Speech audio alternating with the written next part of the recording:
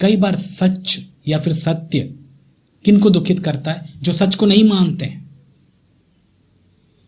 कई बार मैंने वचन सुनाया, कई लोग को पसंद नहीं आता। पता क्यों नहीं आता? वो ये ऐसा कर रहे होते हैं इसलिए उनको पसंद नहीं आता। यदि वो ऐसा नहीं कर रहे होते तो सच उनको पसंद आता। सच उनको दुखित इसलिए करता है क्योंकि वो ऐसा गलत काम कर रहे हैं। सबसे ज्यादा सच जो है फरीसियों और सदूकियों को हुआ था जब यीशु मसीह ने उनको सत्य बताया। दुखित हो गए, परेशान हो गए, गुस्से से भर गए और इसीलिए उन्होंने उस यीशु मसीह क्रूस पर चढ़ा दिया। लेकिन कुछ ऐसे भी दीन और नम्र थे, सत्य सुनने के बाद वे दीन और नम्र हो गए। उदाहरण बताऊं मैं आपको? उदाहरण के रूप में आप देखिए, वो महिला जिसकी बेटी दुष्टात्मा से ग्रसित थी, वो कौन थी? अन्य जाति थी, मतलब गैर यहूदी थी। वो यीशु मसीह के पास आकर कहती है, प्रभु मेरी बेटी दुष्टात्मा से ग्रसित है, उसे आप ठीक कर दीजिए। यीशु मसीह ने क्या कहा? मैं कैसे बच्चों की रोटी लेकर कुत्तों को दे दूं? क्योंकि उस समय गैर यहूदियों को ये जो यहूदी हैं वे लोग कुत्ते समझते थे।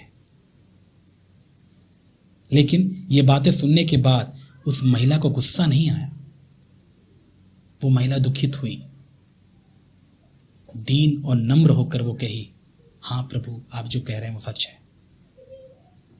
लेकिन मैं ये भी जानती हूं कि जब बच्चे खाकर तृप्त हो जाते हैं, जो चूर चार होता है वो तो हम खा सकते हैं ना, वो तो हम खा सकते हैं ना। ये बातें सुनकर यीशु मसीह बहुत प्रभावित हुए।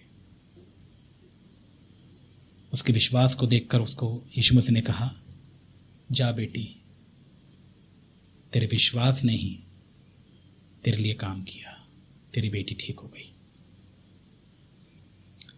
जो सच से प्रेम रखता है मेरे प्यारे भाई और बहन, वो कभी सच सुनने के बाद क्रोधित नहीं होता, परंतु दीन और नम्र हो जाता है।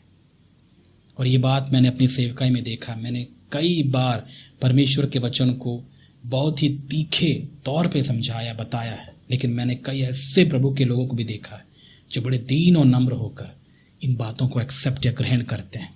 लेकिन मैंने कुछ ऐसों को भी देखा है, कितना भी प्रेम से भी समझाओ वे लोग क्रोधित हो जाते हैं, क्यों? सच है। और ये वही लोग हैं जो कभी भी यीशु मसीह में बढ़ नहीं रहे होते हैं। वे हमेशा ढीठपन की आत्मा में ग्रसित रहते हैं। इसलिए सच को सुनने की आदत करिए। आजकल सच बहुत दुर्लभ है। आजकल सच का प्रचार करने वाले सेवक बहुत ही दुर्लभ हैं। और यदि कोई सच बता रहा, बिना कोई मिलावट किए प्रभु का सच समझा रहा है, आपको सच बता रहा है, एक्सेप्ट करिए। वो बात आपकी उन्नति के लिए वो। और ऐसे मक्खन और मालिश करने वाले लोगों को ना सुने तो ही बेहतर है।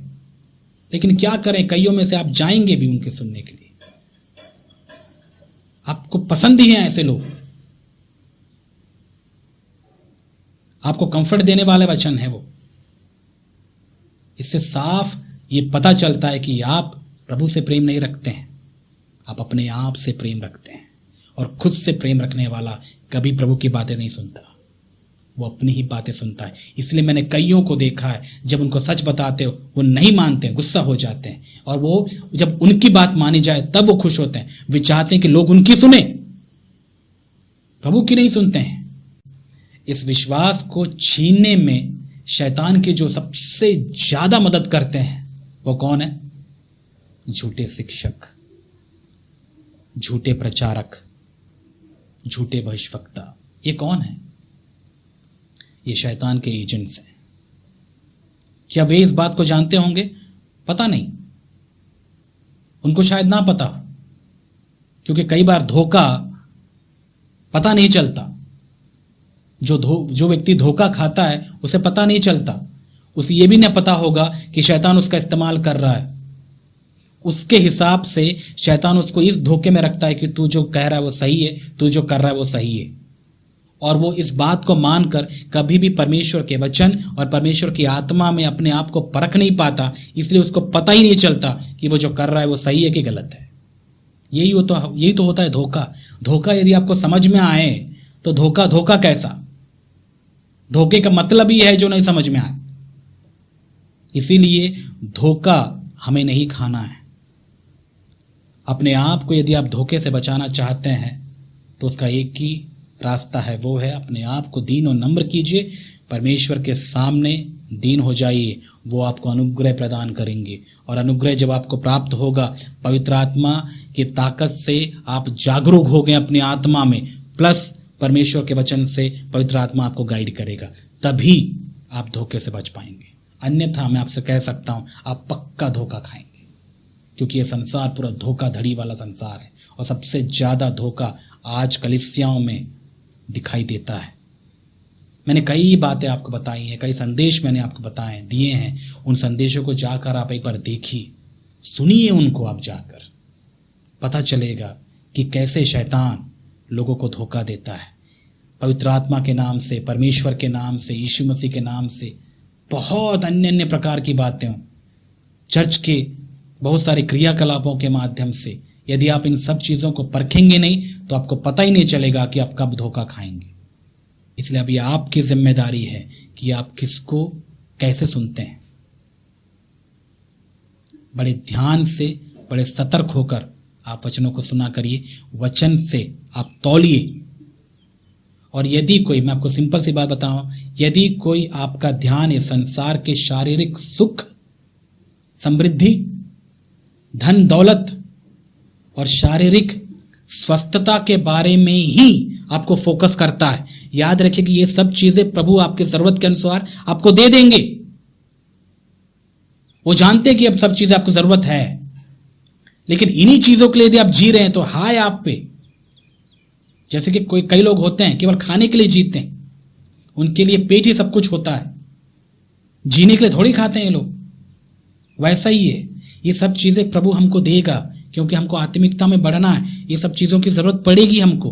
प्रभु ये सब अपने समय में, अपने अनुसार, अपने हमारे जरूरत के अनुसार हमको देते जाएंगे। इन चीजों के प्रति हमको ज्यादा टेंशन लेने की जरूरत नहीं है। हमारा मुख्य काम क्या है, उस पर हम फोकस करें। इसलिए आत्मिक बातों पर याद रखिए जो यीशु मसीह ने कहा, पहले तुम उसके राज्य और उसके धर्म की खोज करो, बाकी ये सब चीजें प्रभु आपको जोड़ देगा, आपको दे देगा।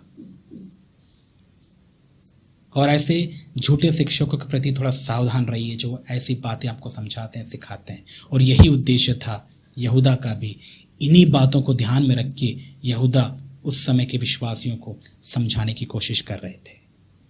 और यही बात मैं आपको दोहरा रहा हूं मेरे प्यारे भाई और बहन, उस यहूदा की आवाज बनकर कि आप भी ऐसे लोगों से सावधान रहिए जो आपके विश्वास को छीन सकते हैं, चोट पहुंचा सकते हैं, आपके विश्वास को कम कर सकते हैं, आपके प्रेम को प्रभु के प्रति ठंडा कर सकते हैं अपने घटिया जीवनों के द्वारा, अपने घटिया संदेशों के द्वारा, सांसारिक संदेशों के द्वारा। तो उम्मीद है कि आपको ये बातें समझ में आई और मैं यही दुआ करता हूं कि प्रभु इन बातों को समझने के लिए आपकी सहायता करे और भी बुद्धि दे, ज्ञान दे, परमेश्वर के वचन का प्रकाशन दे, ताकि आप इस समय में विशेष करके हमारी इस परिस्थिति में सावधानी से अपना जीवन बिता पाए। प्रभु आपको आशीष दे। आमीन।